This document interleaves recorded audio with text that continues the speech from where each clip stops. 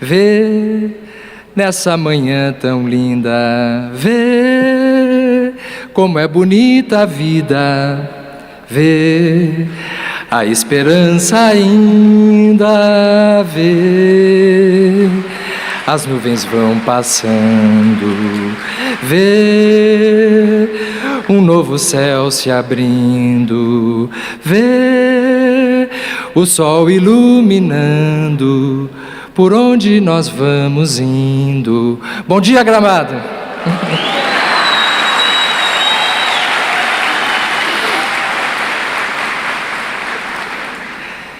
Ele vai surgindo devagarinho, o sol é assim, ele está sempre lá, mas as nuvens fazem com que a gente não o enxergue.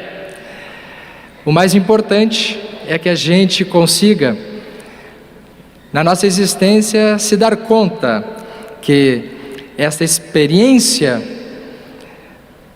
do alvorecer e do amanhecer, ele é uma experiência permanente e que todos nós estamos mergulhados nela. Essa metáfora que utilizamos de propósito no dia de ontem, não foi para tentar insinuar algum tipo de mediunidade. Foi porque eu olhei na meteorologia mesmo ontem. Portanto, para aqueles que estão me pedindo os 6 números da Mega Sena dessa semana, eu quero informar que não tenho nenhuma sugestão em relação a esse assunto. No entanto, em relação à mediunidade, como expressão do espírito imortal, nós começamos refletindo dentro do conceito de Kardec, que define médium, do latim meio, intermediário, como a pessoa que pode servir de intermediário entre os espíritos e os homens. Esse conceito, que nasce de uma forma mais detalhada pelos estudos de Kardec, irá servir para muitas reflexões acerca da fenomenologia espiritual de todos os tempos da humanidade. Na manhã de hoje, eu quero refletir com vocês, para o nosso entendimento e para que a gente possa logo a seguir, até o final da manhã, junto com o Alberto e com o André Trigueiro, debatermos em torno dessa temática e da que eles vão abordar, como que Kardec percebeu esse assunto e de que maneira nos dias de hoje nós temos como enfocar essa questão de um modo bastante produtivo. Kardec, no livro dos Médiuns, no capítulo 14, item 159, ele apresenta duas abordagens em torno da questão da mediunidade. Uma, dentro de uma definição mais restrita, quando ele diz: todavia, usualmente assim só se qualificam aqueles em quem a faculdade mediúnica se mostra bem caracterizada e se traduz por efeitos patentes de certa intensidade, o que então depende de uma organização mais ou menos sensitiva. Dentro desta visão, Kardec está dizendo que nem todas as pessoas são médiuns. Todavia, usualmente, assim só se qualificam aqueles cuja faculdade mediúnica se mostra bem caracterizada e por efeitos patentes. São os médiuns ostensivos. São aqueles indivíduos que têm audiência, vidência, psicofonia, psicografia, mediunidade de efeitos físicos. Por exemplo, nem todas as pessoas são videntes, nem todas as pessoas são médiuns audientes ou psicógrafos. Nesse sentido, nem todos são médiuns. Há médiuns especiais, médiuns específicos, por exemplo, Francisco Cândido Xavier, Divaldo Pereira Franco, etc., que são capazes de perceberem mais vivamente o plano espiritual. Ao contrário do que se pensava há bem pouco tempo, esses médiuns, eles não têm um quadro psiquiátrico. Se pensava até bem pouco tempo, e muita gente pensa isso, que médium era o sinônimo de algum tipo de desajuste mental, quando uma pessoa apresentava alguma percepção mediúnica e fosse consultar um psiquiatra, ele correu um risco muito grande de ser confundido com algum quadro esquizofrênico, por exemplo. E as pesquisas mostram que os médiuns que trabalham, que têm uma atividade espiritual, eles, ao contrário do que se imaginava, eles apresentam índices mais satisfatórios de saúde mental. Portanto, uma pessoa que tem a mediunidade bem educada e exercida, ela apresenta uma qualidade de vida superior à de uma pessoa comum. Não que o médium não seja uma pessoa comum. O médium, ele é uma pessoa absolutamente normal, né? Guardados algumas situações, de normal e normal todo mundo tem um pouquinho a mais, um pouquinho a menos, mas a mediunidade em geral não é um transtorno, ela faz parte de uma organização sensitiva. E Kardec seguirá estudando o assunto no livro dos médiuns, conforme a orientação do espírito Erasto, que é um dos espíritos mais lúcidos da codificação, no meu entendimento. E Kardec irá perguntar para Erasto se o desenvolvimento da mediunidade guarda relação com o desenvolvimento moral dos médiuns. Erasto responde: não, a faculdade propriamente dita se radica no organismo, independe do moral. O mesmo, porém, não se dá com seu uso, que pode ser bom ou mau, conforme as qualidades do médium. Então, o médium ostensivo, esse que protagoniza fenômenos mais patentes de mediunidade, ele tem um arranjo cerebral que faculta a manifestação mediúnica. Se radica no organismo. Diríamos, de uma forma um pouco mais ampliada hoje, se radica na organização, aonde participam fatores biológicos, cerebrais e também o perispírito do médium. André Luiz virá mais adiante no estudo da pineal, ou na epífise, no 2º capítulo do Missionários da Luz, no livro do Chico Xavier, ele irá nos mostrar que esta organização física passa por essa glândula no centro do cérebro. Então, uma pessoa que tenha mediunidade ostensiva, ela apresentará algum tipo de arranjo físico também. Então, muitas vezes histórico familiar, outras pessoas terão apresentado mediunidade, e ela independe do moral. O que ele quer dizer com isso? Que há pessoas boas, que não são médiums, e pessoas más, ou pessoas não tão boas, que podem ter mediunidade. Mediunidade não é um registro, não é um selo de garantia de evolução espiritual. Porque muita gente procura médiuns para seguirem a orientação desses médiuns, e pode ser um grande risco, porque pelo fato da pessoa ter mediunidade não significa que ela esteja mais habilitada a poder orientar e poder dizer coisas confiáveis.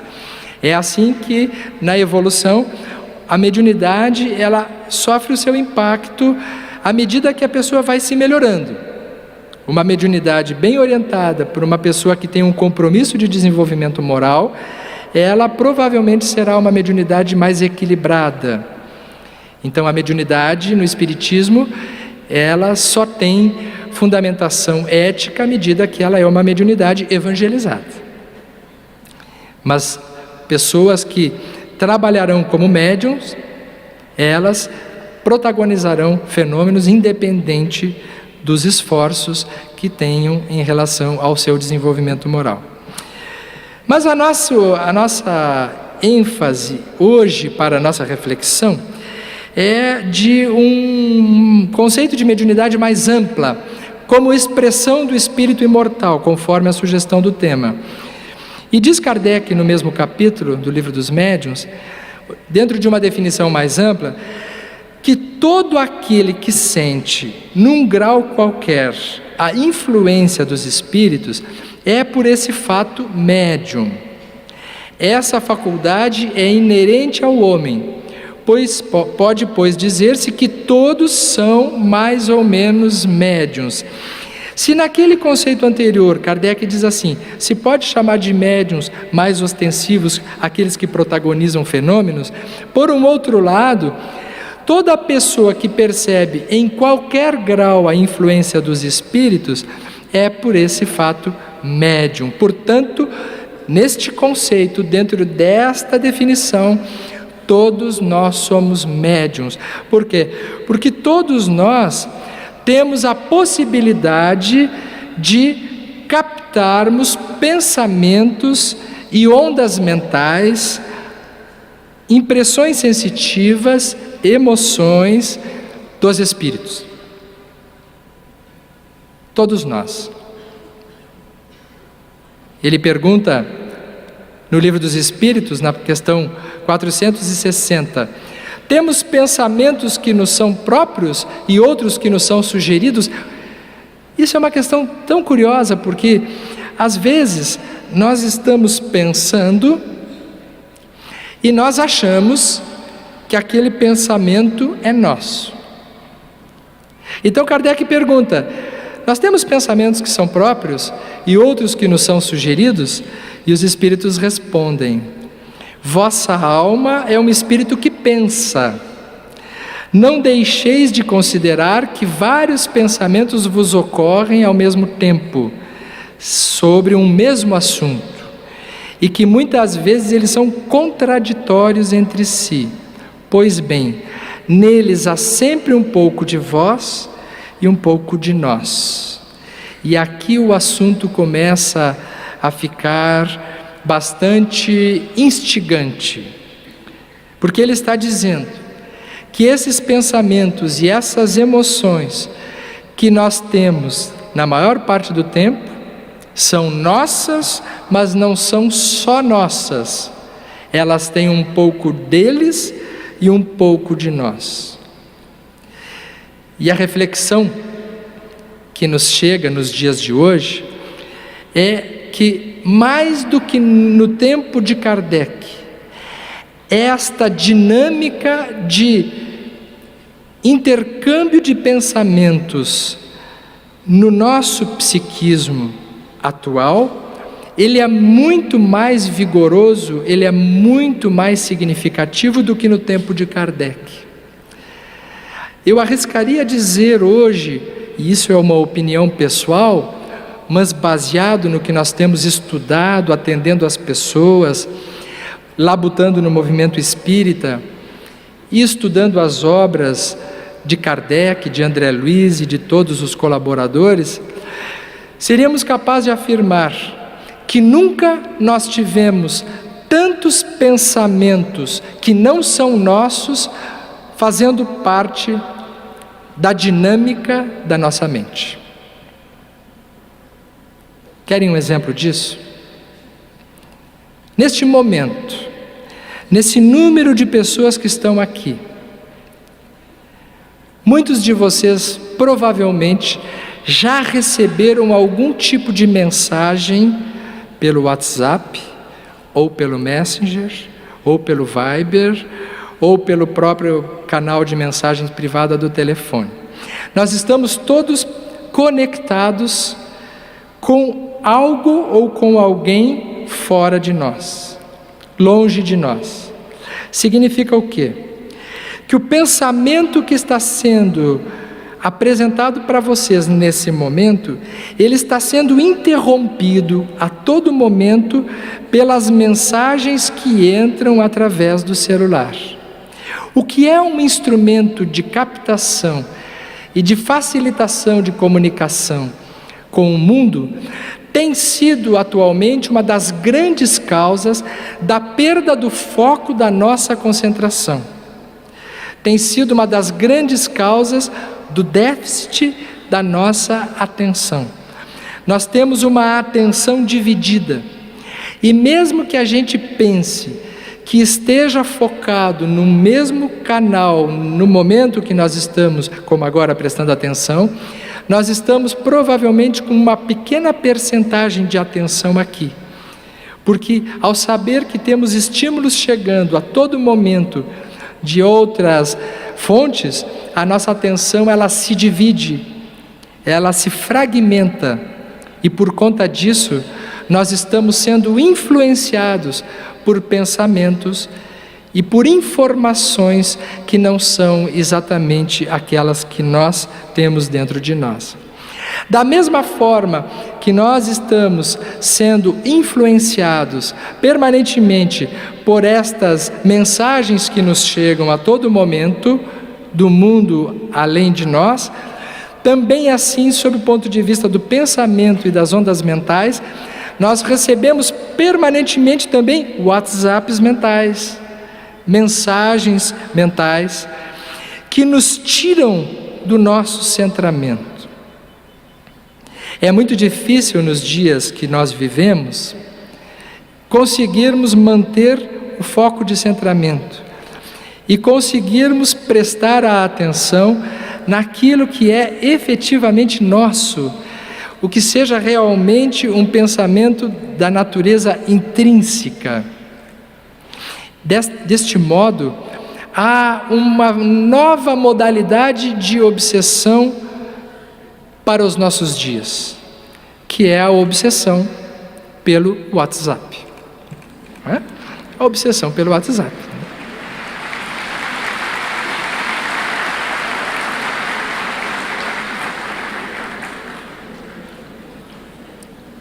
Isto não é uma crítica à tecnologia, mas é uma crítica ao modo como nós utilizamos essa tecnologia. Vocês sabiam que já existia WhatsApp no tempo de Jesus? Quem primeiro ensinou a humanidade a usar esses aparelhinhos que nós usamos hoje foi Jesus Cristo. Eu descobri isso essa semana. Que vocês sabem que eu tenho mediunidade, né? Eu sou capaz de prever, inclusive, a meteorologia.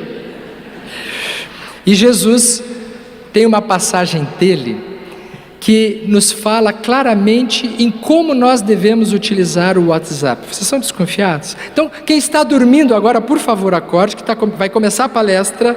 A parte interessante da palestra vai começar agora, porque eu vou apresentar uma passagem de Jesus que fica bem claro como é que ele nos aconselha a lidar com a nossa mediunidade. A nossa mediunidade como expressão do Espírito. Há várias passagens na vida dele, na existência dele entre nós, mas ela é particularmente especial.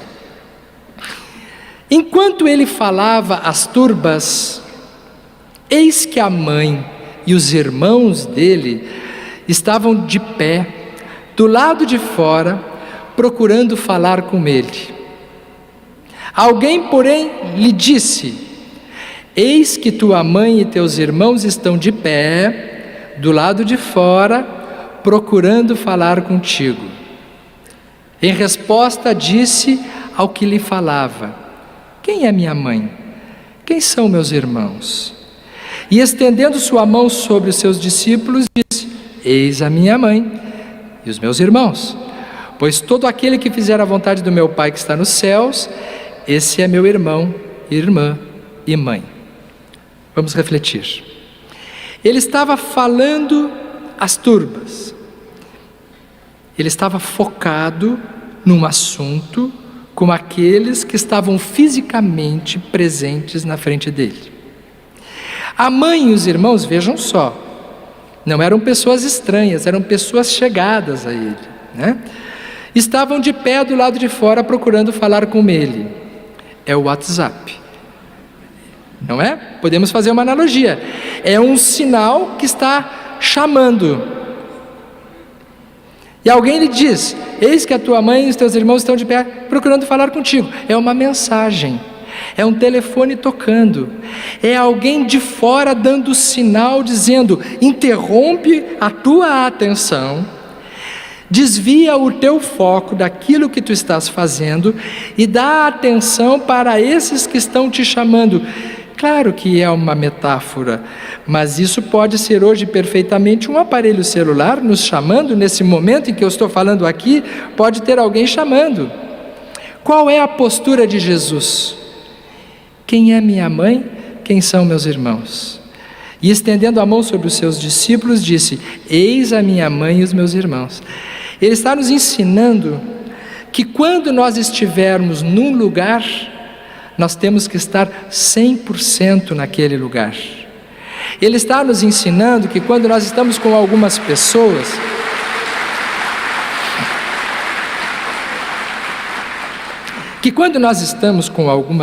independente de quem seja, se eu estiver dando aula e eu for professor, eu estou com meus alunos. Se eu for estudante, eu estiver numa sala de aula, eu estou com meu professor. Se eu for médico, estiver com meu paciente, eu estou atendendo o meu paciente.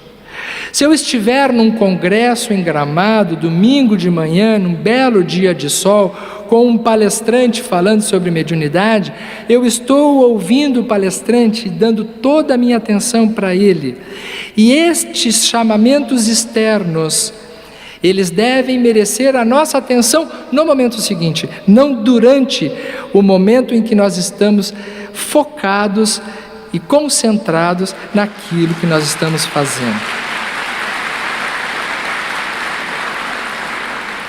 E quando ele diz: pois todo aquele que fizer a vontade do meu Pai que está nos céus, esse é meu irmão, irmã e mãe. É claro que aqui tem uma mensagem moral de fazer a vontade do Pai como alguém que se dedica ao amor, à bondade, mas esse assunto a gente já tem estudado desta forma. Mas me parece, e o psiquiatra tem essa mania, fica sempre tentando descobrir o que pode ter além do que já viu, ele está dizendo que fazer a vontade do Pai é estar em contato inteiro com as coisas. Porque nós estamos absolutamente fragmentados nos dias de hoje. Nós estamos absolutamente divididos. Nós chegamos ao final do dia com a sensação de que o dia passou rápido demais. E depois que ele passa, nós olhamos para trás e temos a sensação de que aquilo já aconteceu há muito tempo atrás. Amanhã, provavelmente, ao nós nos envolvermos com a nossa rotina e lá pelo meio da semana nós vamos olhar para o Congresso de Gramado e vamos ter a sensação de que já faz um mês que houve o evento.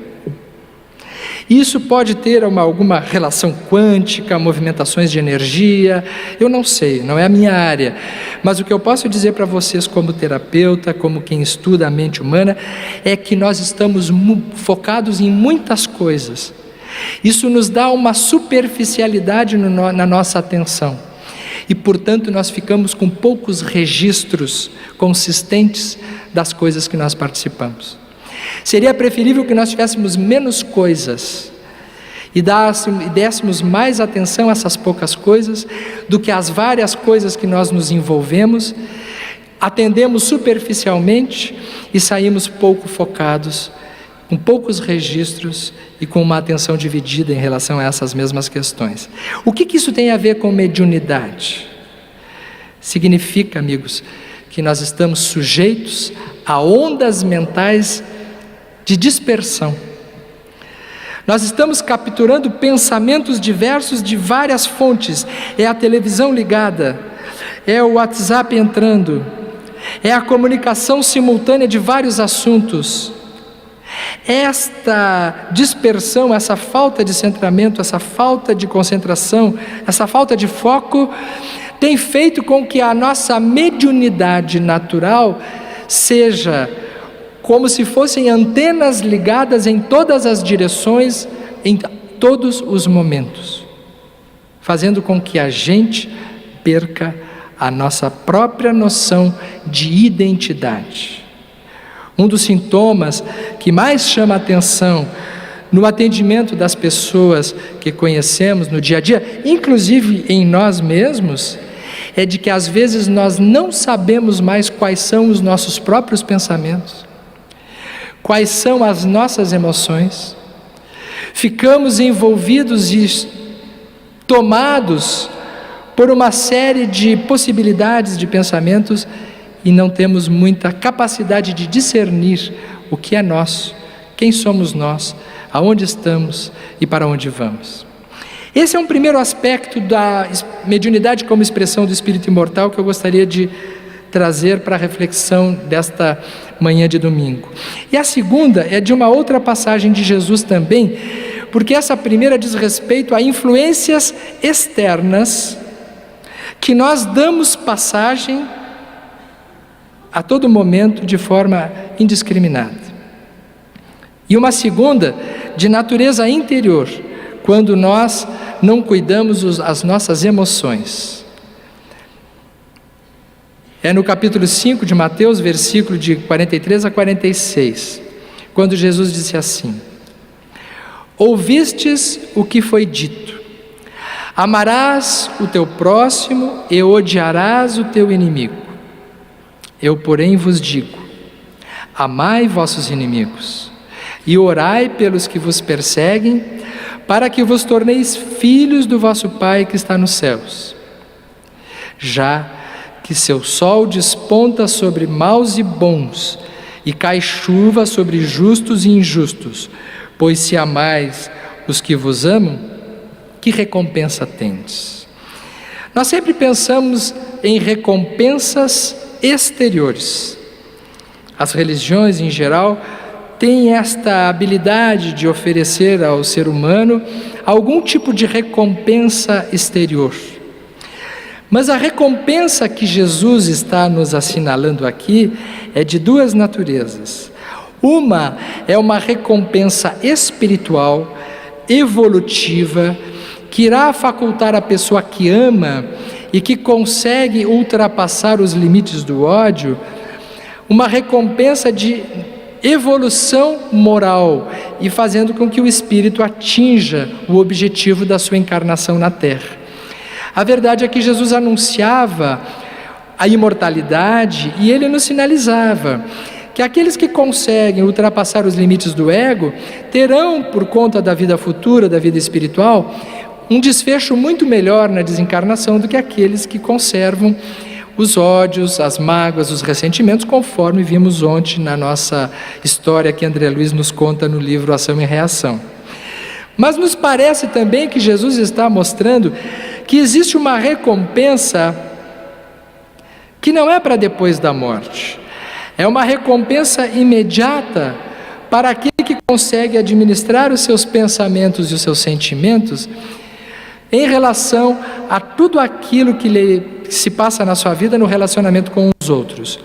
Quando ele diz que nós já sabíamos que deveríamos amar o próximo e odiar o inimigo, e ele recomenda: amai os vossos inimigos e orai pelos que vos perseguem, ele está nos dando uma orientação psicológica que algo acontece no nosso pensamento que é vantajoso para nós não nos determos nas animosidades, no rancor, nas mágoas e nos ressentimentos.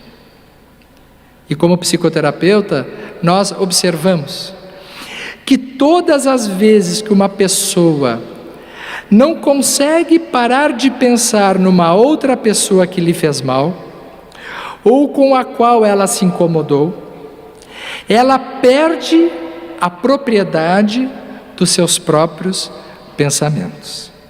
Já aconteceu com todos nós. Se no dia de ontem nós nos incomodamos com alguém, hoje nós não conseguimos amanhecer 100% presentes no que está acontecendo no dia de hoje. Nós amanhecemos pensando na outra pessoa. E nós deixamos que esse pensamento ocupe uma parte importante da nossa atenção. Então estamos 70% aqui e 30% pensando naquilo que aconteceu ontem com aquela pessoa. Porque o que Jesus chama de inimigo, muitos de nós poderão dizer: mas eu não tenho inimigos. Inimigo não é apenas aquele que nós odiamos de morte. Nós podemos dizer que não temos esse. Espero que nós não tenhamos inimigos. Alguém aqui tem inimigo, por favor? Levante a mão. Não levanta a mão, fica chato. Tem coisas que a gente não diz, né? Se eu perguntar aqui assim, quem é que é irritado aqui, levanta a mão. Verdade, não, levanta, pode levantar. Quem é aqui que fica chateado às vezes com os acontecimentos alheios? Por favor, levanta a mão. Quem é aqui que é uma boa pessoa? Por favor, levante a mão. Dá bem. Quem é aqui que é uma má pessoa? Por favor, levante a mão.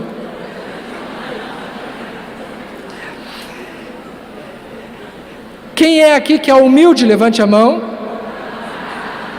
Essa é a única virtude que não dá para levantar a mão, né? Porque no momento que a pessoa levanta a mão, ela está dizendo que ela não é humilde. É a virtude que não se anuncia, é a humildade, né?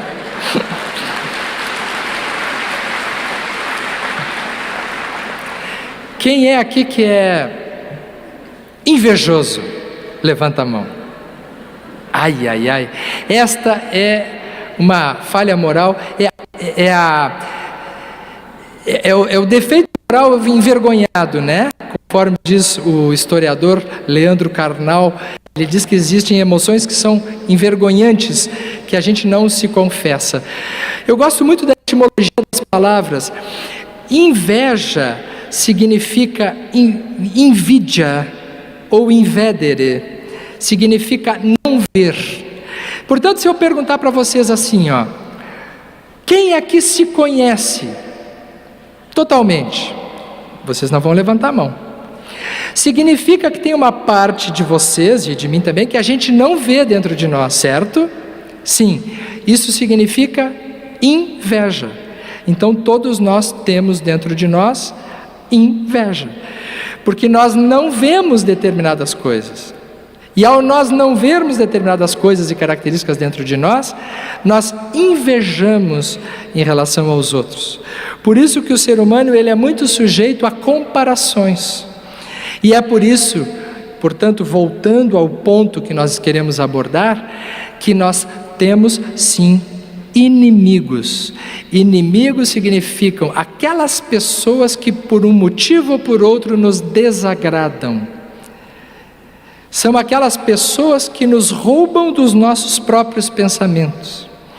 Tem gente que não consegue viver sem estar pensando numa pessoa, numa outra pessoa, num grupo de pessoas. Há pessoas que acordam de manhã pensando permanentemente no que lhe aconteceu, em coisas desagradáveis que se passaram, em coisas confusas que se deram nos relacionamentos. Portanto, no momento que nós perdemos essa capacidade de nos focarmos em nós mesmos, nós já não somos nós.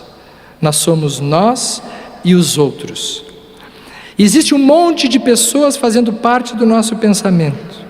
Existem pessoas que nos agridem e nós não conseguimos esquecer.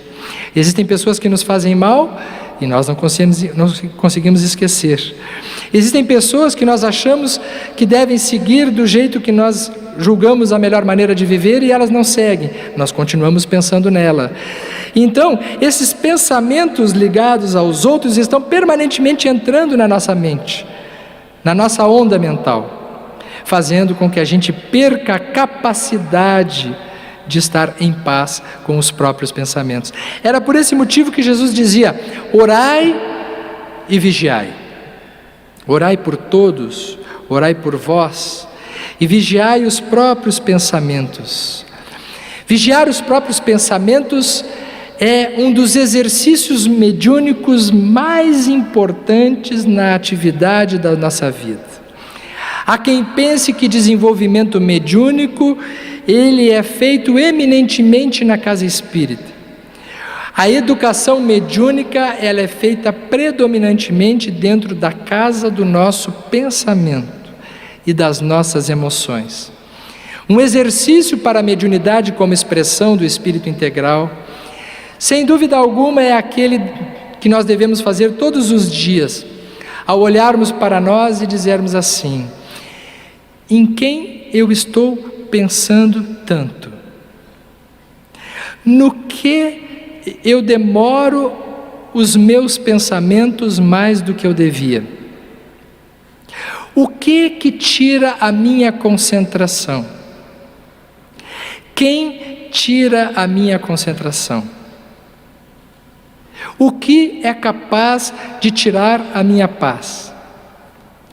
Quem é capaz de roubar a minha paz que eu permito?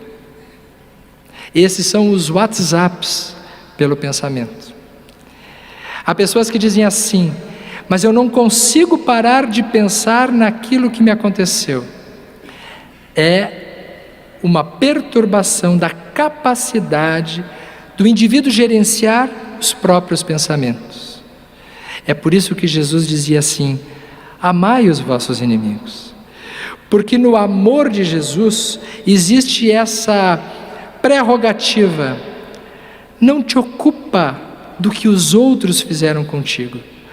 Porque se tu te ocupares do que os outros fizeram contigo, tu não serás mais tu. Tu estarás sendo coordenado pelo pensamento alheio, pelo foco de atenção no pensamento alheio. Isso cria uma sintonia que tira a possibilidade de nós vermos que tem sol em Gramado nesse dia. Tira a possibilidade de ver que nós estamos vivendo um momento que pode ser muito útil para a nossa vida e que, portanto, nós temos que estar atentos aqui. Tudo por conta de que, às vezes, esses pensamentos não conseguem focar no mesmo lugar. É nesta diretriz que o Evangelho de Jesus continua sendo o grande roteiro que pode nos ensinar a continuarmos vivendo a nossa vida dentro da harmonia que nós pretendemos alcançar. Muitos poderão dizer: sim, isso é o ideal. Sim, isso é o ideal. Mas a doutrina espírita nos mostra um roteiro de possibilidades que servem para que a nossa vida seja uma busca permanente de melhoria no relacionamento com Deus, no relacionamento com os outros e no relacionamento conosco mesmo. E aí, meus amigos, quando nós estamos acordados já o suficiente, num dia maravilhoso como hoje, a gente pode dizer com toda alegria: vê, estão voltando as flores.